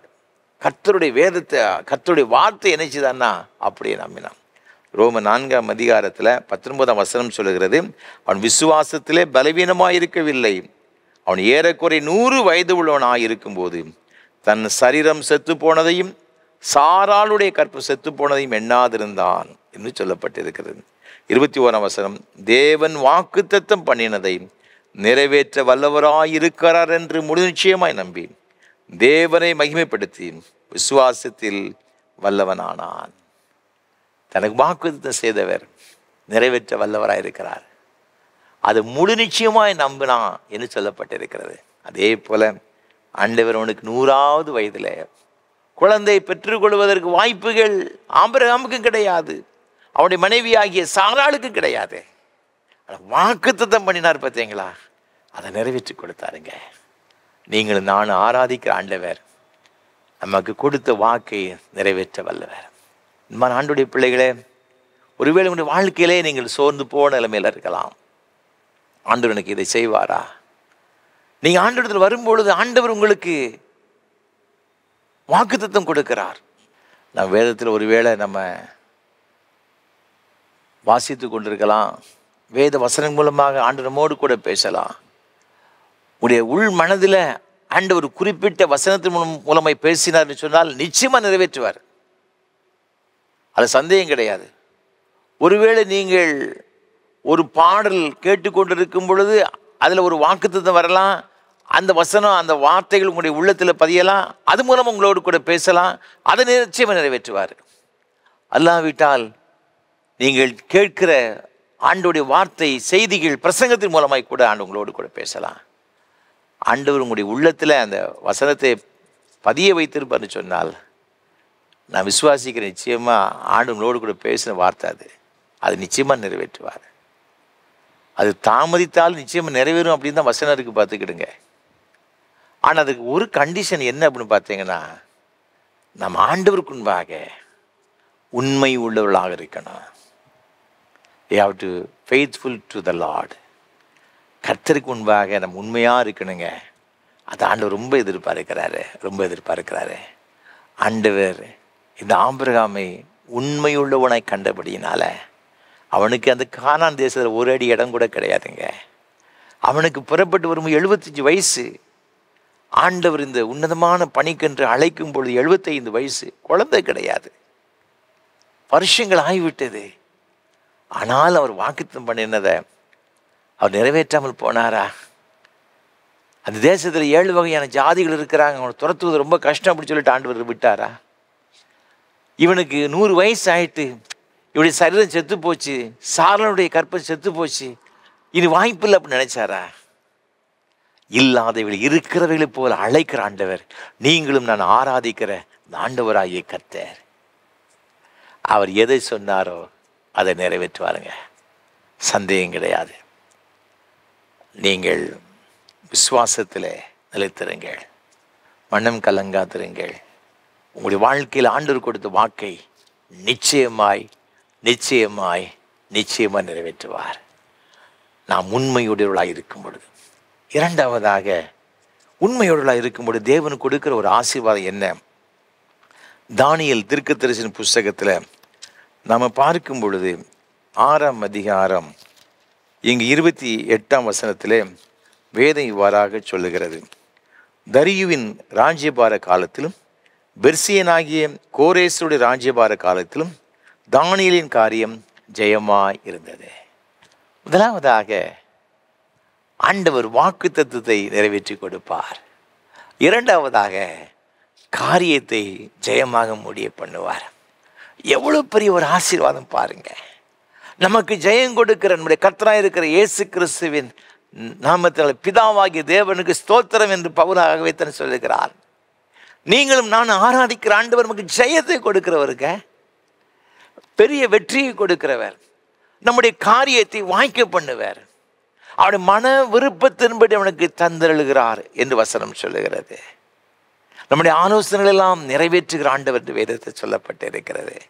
நம்முடைய வழிகளை அவரிடத்தில் ஒப்புவித்து அவர் மீது நம்பிக்கை இருக்கும் பொழுது நம்முடைய காரியங்களை வாய்க்க பண்ணுகிறார். இங்கு தானியேலை பற்றி வேதத்தில் சொல்லப்பட்டு இருக்கிறது. இங்கு தரியுவின் ராஜ்யபார காலத்திலும் பெரிசியனாகிய கோரேசுடைய ராஜ்யபார காலத்திலும் இந்த 2 ராஜாக்களுடைய காலத்திலும் அவனுடைய காரியம் ஜெயமாக தான் இருந்துச்சு. ராஜாக்கள் வந்தானு போனானு நமக்கு பிரச்சனை கிடையாது. எந்த அரசாங்கம் வந்தாலும் சரி போனாலும் சரி ஆண்டவருடைய பிள்ளைகளுக்கு பிரச்சனை கிடையாது. ஏனென்றால் அவர்களோடு இருப்பதை காட்டில் நம்மோடு கூட இருப்பவர் பெரியவர். தேவன் நமக்கு அடைக்கலமாக இருக்கிறார், நமக்கு பலனாக இருக்கிறாருங்க, நமக்கு துணையாக இருக்கிறார். ஆகவே நம்முடைய காரியத்தை ஜெயமாக முடிய பண்ணுவார். அதில் சந்தேகமே கிடையாது. தானியேலின் காரியம் ஜெயமாயிருது. காரணம் என்ன அப்படின்னு பார்த்தீங்கன்னா, அந்த 6ஆம் அதிகாரம் 4ஆம் வசனம் சொல்லுகிறது, அப்பொழுது பிரதானிகளும் தேசாதிபதிகளும் ராஜ்யத்தின் விசாரிப்பிலே தானியேலை குற்றப்படுத்தும்படி முகாந்திரம் தேடினார்கள். ஆனாலும் ஒரு முகாந்திரத்தையும் குற்றத்தையும் கண்டுபிடிக்க அவர்களால் கூடாதிருந்தது. அவன் உண்மை உள்ளவனாய் இருந்தபடியால் அவன் மேல் சுமத்த யாதொரு குற்றமும் குறைவும் காணப்படவில்லை. தானியேலை குறித்து சொல்லப்பட்டிருக்கிறது, அவன் உண்மை உள்ளவனாய் இருந்தபடியால் அவன் மேல் சுமத்த யாதொரு குற்றமும் குறைவும் காணப்படவில்லை. தானியேல் அரசாங்கத்தில் ஒரு உயர்ந்த பதவியில் இருக்கின்றான். அந்த பதவியை அவன் மிஸ்யூஸ் பண்ணலை. அவன் ரொம்ப ஸ்ட்ரைட் ஃபார்வேர்டு, ராஜாவுக்கு ரொம்ப உண்மையாக இருக்கிறான், தான் பணி செய்கிற அரசாங்கத்துக்கு உண்மையாக இருக்கிறான், எல்லா காரியத்துக்கும் உண்மையாக இருக்கிறான். இது அங்குள்ள மற்ற மந்திரிமார்களுக்கு, அந்த ராஜாங்கத்தில் இருக்கிறவருக்கு பிடிக்கலை. எப்படியாயிலும் இந்த தானியேலை விரட்டி விட வேண்டும், துரத்தி விட வேண்டும் என்று நினைக்கின்றார்கள். முடியவில்லை. ஏன்னா எல்லா காரியத்திலும் அவன் உண்மையாக இருக்கிறான். அவன் மேல குற்றம் சுமத்துவதற்கு எந்த விதமான காரணமும் கிடையாது. அதனால தான் ஒரு தந்திரம் பண்ணுறாங்க, ராஜாவை தவிர வேறு யாரையும் வணங்கக்கூடாது அப்படின்ட்டு ஒரு சட்டத்தை ராஜாவை ஏற்ற வைக்கிறதாக சொல்லப்பட்டு இருக்கிறது. ஆனால் இவனை பாருங்க, இவன் என்ன செய்த, அந்த 10ஆம் வசனத்தை வாசித்து பார்க்கும் பொழுது, தானியேலோ என்றாலும் அந்த பத்திரத்துக்கு கையெழுத்து வைக்கப்பட்டது என்று அறிந்த பொழுதிலும் தன் வீட்டுக்குள்ளே போய் தன் மேலறையிலே எருசலேமுக்கு நேராக பலகணிகள் திறந்திருக்க அங்கே தான் முன் செய்து வந்தபடியே தினம் 3 வேளையும் தன் தேவனுக்கு முன்பாக முழங்கால் படியிட்டு ஜெபம் பண்ணி ஸ்தோத்திரம் செலுத்தினான். ஒருவேளை அவன் இந்த விஷயத்தில், ஆண்டவரை தேடுகிற விஷயத்தில் எந்த எந்த காரணம் கொண்டு யாரோடு காம்ப்ரமைஸ் பண்ணவே இல்லை. அதில் ரொம்ப உண்மையாக இருந்தான். தான் செய்த பணியில் உண்மையாக இருந்தான். அதே போல் தன்னை அழைத்த தெய்வத்திற்கு உண்மையாக இருந்தான். அதற்கு ஏராளமான பிரச்சனைகள், போராட்டம் வந்துச்சு. அது அவன் என்ன வந்தாலும் சரி, ஆண்டவரை அவன் தொழுது கொள்ளுவதிலே, ஆண்டவர் நோக்கி ஜெபிப்பதிலே அவன் ரொம்ப உண்மையாக இருந்தான். அதனால் அவனுக்கு கிடைத்த ஒரு தண்டனை என்ன, சிங்கத்தின் கெவியிலே போடப்பட்டான்.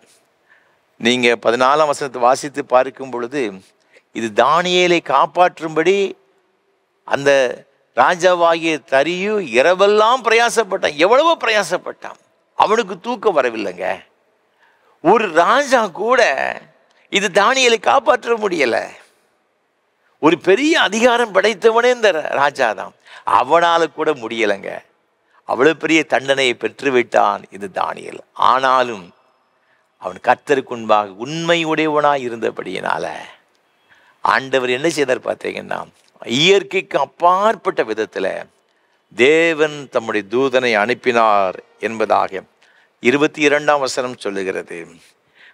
தூதனை அனுப்பி அவைகளின் வாயை கட்டி போட்டார் என்று வேதத்தில் சொல்லப்பட்டிருக்கு. அன்பான ஆண்டவருடைய பிள்ளைகளே, ஆண்டவருக்கு உண்மையாக இருக்கும் பொழுது இயற்கைக்கு அப்பாற்பட்ட விதத்தில் ஆண்டவர் செயல்படுவதற்கும் போதுமானவராயிருக்கிறார். யாரெல்லாம் இவனுக்கு எதிராய் வந்தார்களோ கடைசியாக அவர்கள் சிங்கத்தின் கவியிலே போடப்பட்டார்கள் என்று வசனம் சொல்லுகிறது. தேவன் நம்மிடத்தில் எதிர்பார்க்க என்ன தெரியுமா? உண்மை உள்ளவனை தேவன் விரும்புகிறார், அவன் மீது பிரிய வைக்கிறார். நீங்கள் 31ஆம் சங்கீதத்தை வாசித்து பார்க்கும் பொழுது ஒரு அருமையான ஒரு வசனம் இங்கு 23ஆம் வசனம் சொல்லுகிறது. 31ஆம் சங்கீதம் 23. கர்த்தருடைய பரிசுத்தவான்களே, நீங்கள் எல்லாரும் அவரில் அன்பு கூறுங்கள். உண்மையானவனை கர்த்தர் தற்காத்து இடும்பு செய்கிறவனுக்கு பூரணமாய் பதிலளிப்பார். உண்மையானவனை கர்த்தர் தற்காக்கிறார். நீங்கள் உண்மையாயிருப்பீர்னு சொன்னால் கர்த்தருக்கு முன்பாக ஒருவேளை எப்படிப்பட்ட இக்கட்டுகள் நெருக்கங்கள் வந்தாலும் கூட கர்த்தர் நம்மை பாதுகாப்பதற்கு அவர் போதுமானவராயிருக்கிறார்.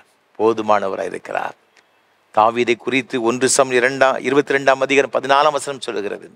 அவன் உண்மையுள்ளவன் சொல்லப்பட்டிருக்கிறது.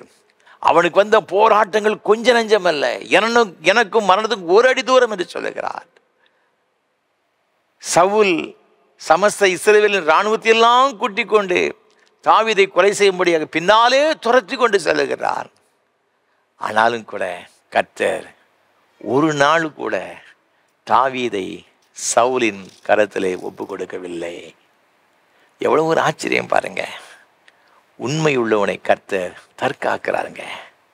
ஆண்டவர் எதிர்பார்க்கிற அந்த உத்தமமான ஒரு தன்மை, உண்மையான ஒரு தன்மை நம்மிடத்தில் காணப்படுகிறதா? இந்த தானியேல் அவன் ஜெபிப்பதில் உண்மையாக இருந்தான். தாவீது ராஜாவை குறித்து சொல்லப்பட்டிருக்கிற 55ஆம் சங்கீதம் இங்கு 17ஆம் வசனம் 5 சந்தி மத்தியான இது 3 வேளையிலும் அவன் ஆண்டவர் நோக்கி ஜெபிக்கிற ஒரு மனிதன். 119ஆம் சங்கீதம் 164ஆம் வசனம் சொல்லுகிறது, ஆண்டவரை ஒரு நாளில் அவனுடைய அதிசயங்களெல்லாம் நினைத்து 7 முறை ஆண்டவரை துதிப்பானாம். ஆண்டவருக்கு முன்பாக ஜெபிப்பதிலே துதிப்பதிலே எல்லாவற்றும் உண்மையாயிருந்தான். உலக பிரகாரம் உண்மையாயிருந்தான். ஆண்டவனை ஆச்சரியமாக பாதுகாத்தார் என்பதாக சொல்லப்பட்டிருக்கிறது. அன்பான ஆண்டவருடைய பிள்ளைகளே, இன்றைக்கு கர்த்தருடைய வார்த்தைகளை கேட்கின்ற உங்களுடைய வாழ்க்கையில் நீங்கள் எப்படிப்பட்டவளாக இருக்கிறீங்க? நம்முடைய வாழ்க்கையில் நாம் உண்மையாக கர்த்தருக்கு முன்பாக நடப்போம். ஆண்டவருடைய உன்னதமான ஆசீர்வாதங்களை பெற்று இந்த உலகத்தில் கர்த்தருக்காய் வாழுவோம். அப்படிப்பட்ட கிருபைகளை கர்த்தர் தாமே நம்ம ஒரு தருவாராக. ஆமென். அர்ப்பணிப்பின் பாடலாக கீதம் 190 கிறிஸ்தவ கீர்த்தனை 77 பாடவும். என்னையின் ஆனந்தம் என்னையின் ஆனந்தம் சொல்லக்கூடாது. கீதம் 190 கிறிஸ்தவ கீர்த்தனை 77 பாடவும்.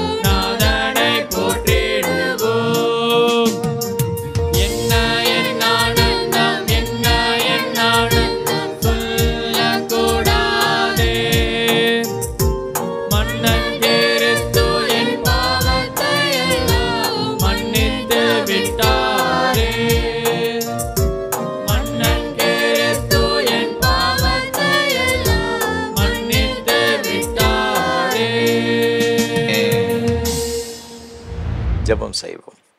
கிருபை நிறைந்த ஆண்டவரே, நல்ல ஆசீர்வாதமான இந்த ஆராதனை வேளைக்காக நன்றி செலுத்துகின்றோம்.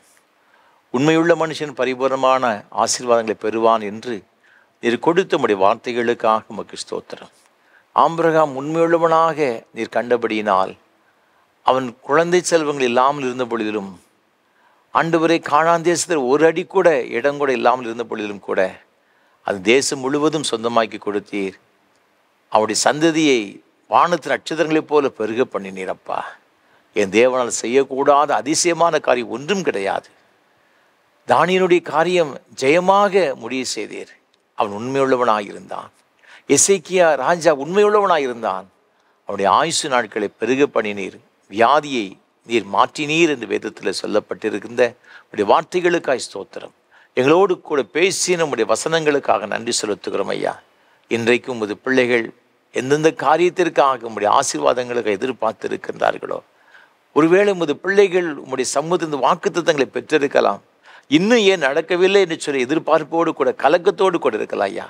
அப்படி வாழ்க்கையில் வர நெருக்கடிகள் மூலமாக, இக்கட்டுகள் மூலமாக ஆண்டவரை கண்ணீரோடு கூட என் ஆண்டவர் எப்பொழுது எனக்கு இந்த காரியத்தில் உதவி செய்வார், ஆண்டவர் கொடுத்த வாக்கு எப்போ நிறைவேறும் என்று சொல்லி, ஆண்டவரே ஒரு வேலைக்காரனுடைய கண்கள் தன் எஜமானுடைய கரத்தை நோக்கி இருக்கிறது போல, ஒரு வேலைக்காரனுடைய கண்கள் தன் எஜமானுடைய கரத்தை நோக்கி இருக்கிறது போல, ஆண்டவரே உம்முடைய சமூகத்திலிருந்து இரக்கம் கிடைக்கிற வரைக்கும் உமையே நோக்கி கொண்டிருக்கிற பிள்ளைகளுக்கு அரங்கு ஜெபிக்கிறோம் ஐயா.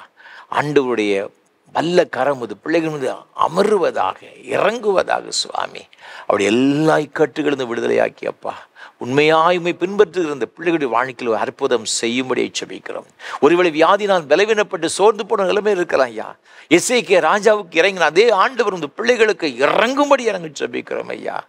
அந்த மரண கண்ணிகள் இயேசு கிறிஸ்துவின் நாமத்தில் தெரிவிக்கப்பட்டு போவதாக, ஒரு புதிய விடுதலை உண்டாகட்டும் நாங்கள் ஜெபிக்கிறோம். ஆரோக்கியம் உண்டாவதாக இயேசுவின் நாமத்தினால. உங்கள் சமூகத்தில் வந்து ஆராதிக்கும்படி என் பாக்கியத்தை கொடுப்பீராக. ஒருவேளை படுக்கையில் வியாதியோடு கூட இந்த ஆண்டவரை ஜெபத்தில் பங்கு பெற்று கொண்டிருக்கலாம், மருத்துவமனையிலிருந்து சிகிச்சை பெற்றுக் கொண்ட சூழ்நிலையில் இது ஜெபத்தில் பங்கு பெற்று கொண்டிருக்கலாம் ஐயா. இப்போது கர்த்தருடைய சுகமளிக்கிற வல்லமை இந்த பிள்ளைகள் மீது இறங்குவதாக சுவாமி, இறங்குவதாக. உமது பிள்ளைகளுக்கு ஒரு பூர்ணமான விடுதலையை கொடுத்து ஆசீர்வதிக்க வேண்டும் என்று நாங்கள் ஜெபிக்கிறோம் ஆண்டவரே. தகப்பனே உமக்கு ஸ்தோத்திரம், ஸ்தோத்திரம் ஐயா.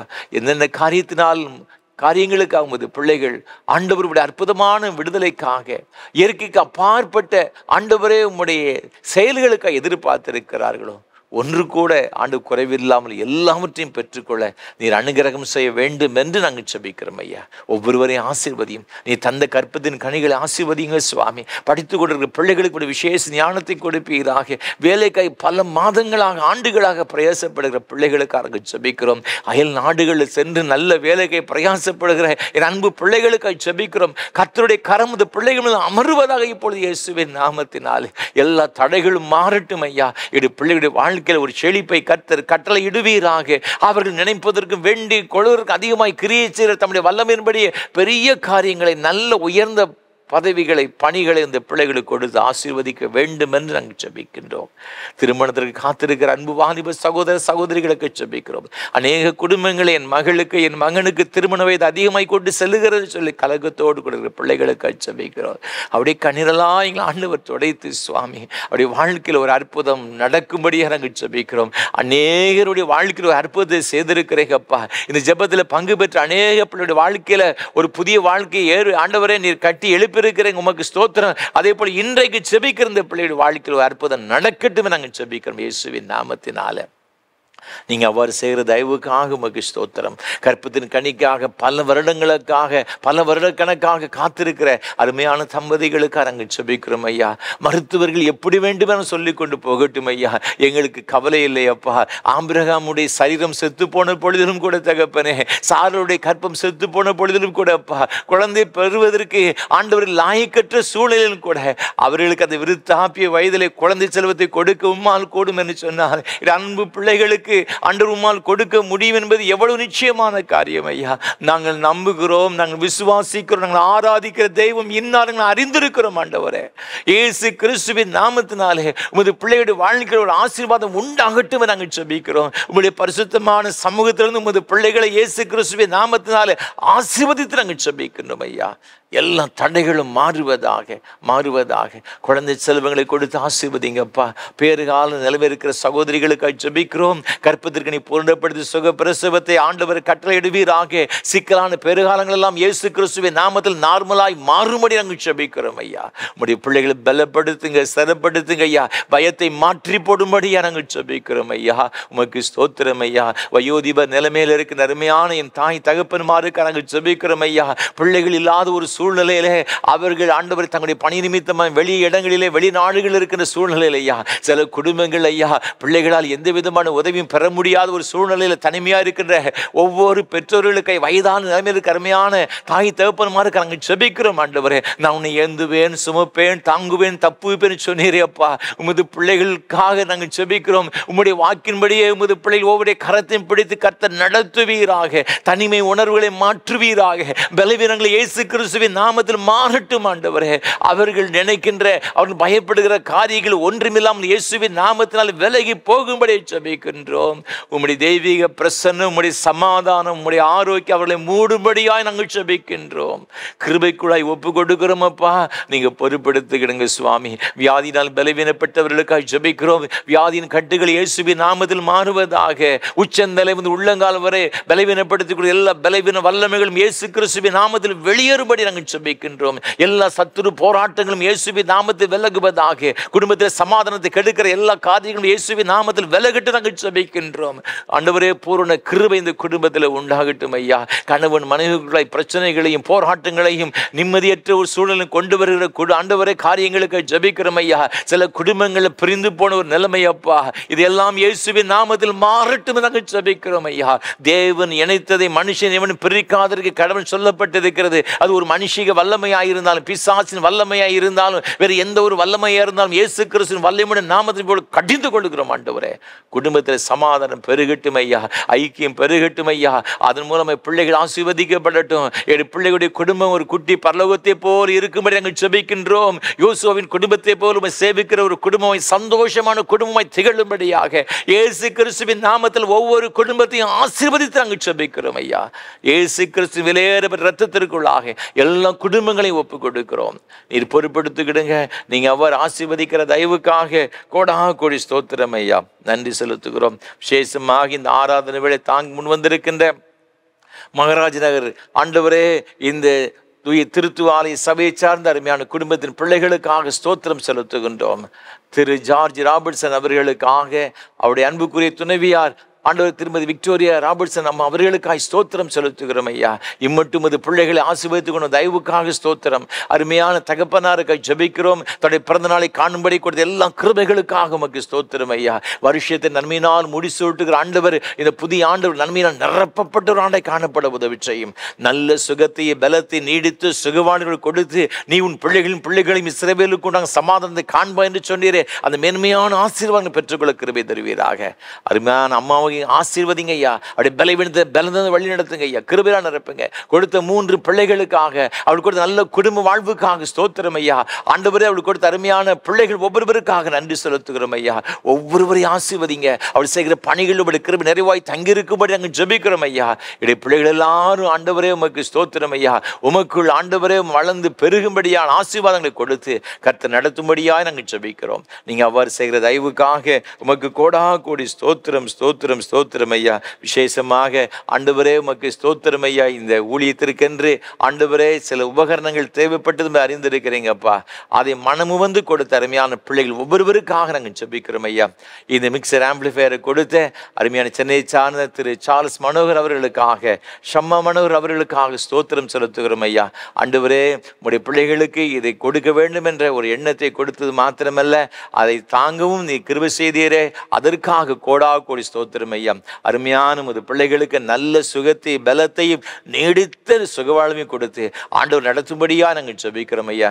நீங்க கொடுத்த அன்பு மகளுக்காக, திருமதி வினோலியா ஜெபரத்னா சகோதரிக்காக, அவர் கொடுத்த அருமையான கணவர் திரு ஆபிரகாம் சுதர்சன் அவர்களுக்காக ஸ்தோத்திரம் செலுத்துகிறோம் ஐயா.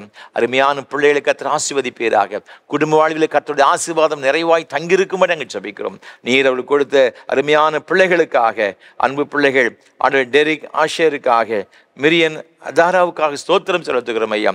அருமையான பிள்ளைகளை கர்த்தர் ஆசீர்வதிப்பீராக சுவாமி. ஆண்டவர் தாமே இந்த பிள்ளைகள் ஆண்டவர் இயேசுவானவர் ஞானத்திலும் வளரத்திலும் தேவ கிருபையிலும் மனுஷ தயவிலும் அதிகமதிகமாய் விருத்தி அடைந்து எழுதப்பட்டிருக்கிற அதே போல விருத்தி அடைய வருங்காலத்தில் நட்சத்திரத்தை போல் பிரகாசிக்கும்படியான கிருபைகளை கொடுத்து இந்த பிள்ளைகளை கர்த்தர் ஆசீர்வதிக்கும்படி அங்கே ஜெபிக்கிறேன் ஐயா. அதே போல தகப்பனே உமக்கு ஸ்தோத்திரம் ஐயா. இந்த கால்ஸ் மைக்கு வாங்கி கொடுத்த அருமையான சென்னை சார்ந்த அருமையான குடும்பத்தினருக்காக ஸ்தோத்திரம் செலுத்துகிறோம். அன்பு சகோதரருக்காக கொடுத்த உணவிற்காக நன்றி செலுத்துகிறோம் ஐயா. அருமையான பிள்ளைகளை கர்த்தர் ஆசீர்வதிப்பீராக சுவாமி. அருமையான மகன் எதிர்பார்த்திருக்கின்ற ஒரு உயர்ந்த உன்னதமான நல்ல வேலைக்காக நாங்கள் ஜெபிக்கிறோம் ஐயா. ஆண்டவரது ஆசீர்வாதமாக்கி தரும்படியே ஜெபிக்கிறோம் ஐயா. சகோதரி ஆசீர்வதித்துபடி கிருபையால் நிரப்பும்படி ஜெபிக்கிறோம். செய்கிற பணிகளை கர்த்தர் ஆசீர்வதிப்பீராக. கொடுத்த 2 பிள்ளைகளுக்காக ஜெபிக்கிறோம். படிக்கிற பிள்ளைகளுக்கு வேண்டிய விசேஷத்த ஞானத்தை பரத்திருந்து கர்த்தர் கட்டளையிடும்படி நாங்கள் ஜெபிக்கிறோம் ஐயா. ஆண்டவரே இந்த பிள்ளைகளை கர்த்தர் ஆசீர்வதித்து நீர் இன்னும் அதிகமாய் உயர்த்தும்படியே நாங்கள் ஜெபிக்கிறோம் ஐயா. ஒரு நன்மை கூட குறைவில்லாதபடி எல்லாவற்றையும் பெற்றுக்கொள்ள கிருபை தரும்படியா நாங்கள் ஜெபிக்கிறோம் ஐயா. அதே போல் தகப்பனே உமக்கு ஸ்தோத்திரம் ஐயா.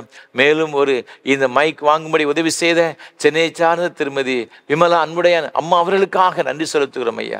உண்மை நேசிக்கிற அருமையான ஒரு தாயார். இந்த வயோதிப காலத்தினுடைய கிருபை அதிகமாய் தாங்கி வழிநடத்தி கொண்டு வருது. தயவுக்காய் ஸ்தோத்திரம். அவர் தனிமையாய் கடந்து வந்த ஆண்டுகளிலும் கூட சுவாமி நீர் அவளோடு கூட இருந்து அவருடைய பிள்ளைகளெல்லாம் வளர்த்து ஆளாக்கும்படி எனக்கு கிருபைகளை கொடுத்தீரே, அதற்காக உமக்கு கோடாக கோடி ஸ்தோத்திரம் ஐயா. தொடர்ந்து அந்த மகளுடைய கரங்களை பிடித்து நடத்துவீராக. அவருடைய பலவீனங்களில் பலன் தருவீராக. நல்ல சுகத்தை பலத்தை நீடித்து சுகவாழ்வு கொடுத்து வழிநடத்தும் நாங்கள் ஜெபிக்கிறோம் ஐயா. அதே போல் கூடங்குளத்தை சார்ந்த அருமையான சகோதரர் அவர்களுக்காக நன்றி செலுத்துகிறோம் ஐயா.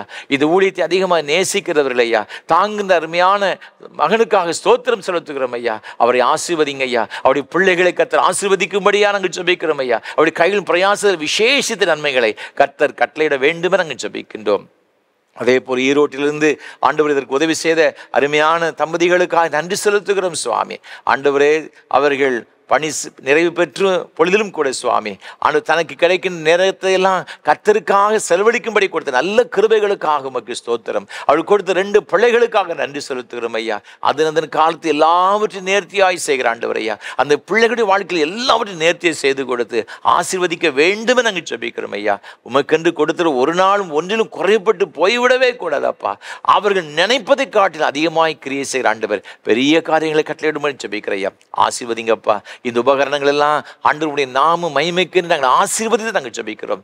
இது உங்களுடைய நாம மகிமைக்கு மிக சிறப்பாய் செயல்படுவதற்கு எல்லா கிருபைகளையும் கொடுக்கும் நாங்கள் ஜெபிக்கிறோம்.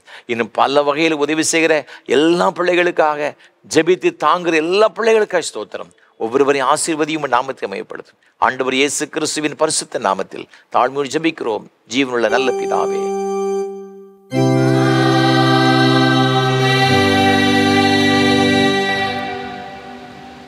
தேவனுடைய இரக்கமுள்ள கிருபைக்கும் பராமரிப்புகளும் ஒப்புவிக்கிறோம்.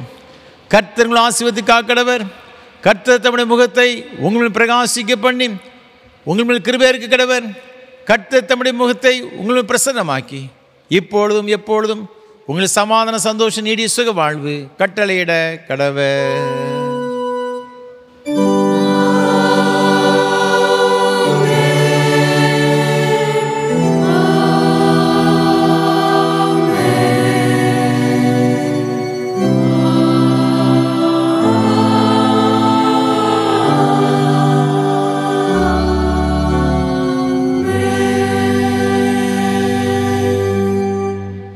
நிறைவு கீதமாக யாவரும் எழுந்து நின்று கீதம் 261 பாமாலை 207 பாடுவோம்.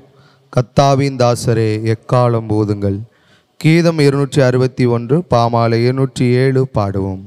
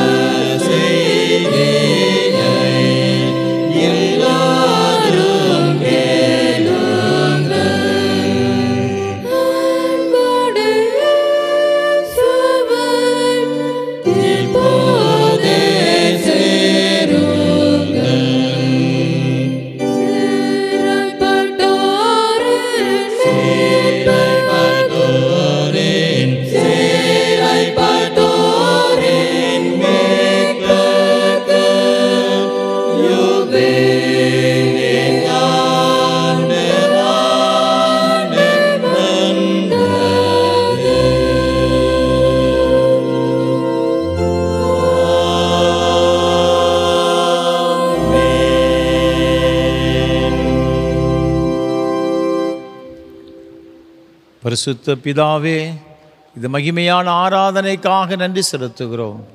மெய்யாகவே எங்கள் மத்தியிலே எழுந்தருளி உடைய பிரசன்னத்தில் நிறைத்து உது பிள்ளைகள் ஒவ்வொருவரையும் ஆசீர்வதித்தீரே, கோடாகோடி ஸ்தோத்திரம் செலுத்துகிறோம். தொடர்ந்து வருகிற நாட்கள் எங்கள் ஒவ்வொருடைய வாழ்க்கையிலும் ஆசீர்வாதம் நிறைந்த ஒரு நாட்களை காணப்பட கிருபைதாரும். ஆசீர்வதியும் உடைய நாமத்தை மகிமைப்படுத்தும். இரட்சகர் இயேசு கிறிஸ்துவின் பரிசுத்த நாமத்தை ஜெபிக்கிறோம் தூய பிதாவே. கர்த்தங்களோடு இருப்பாராக. தேவ சமாதானத்தோടെ சென்று வாருங்கள்.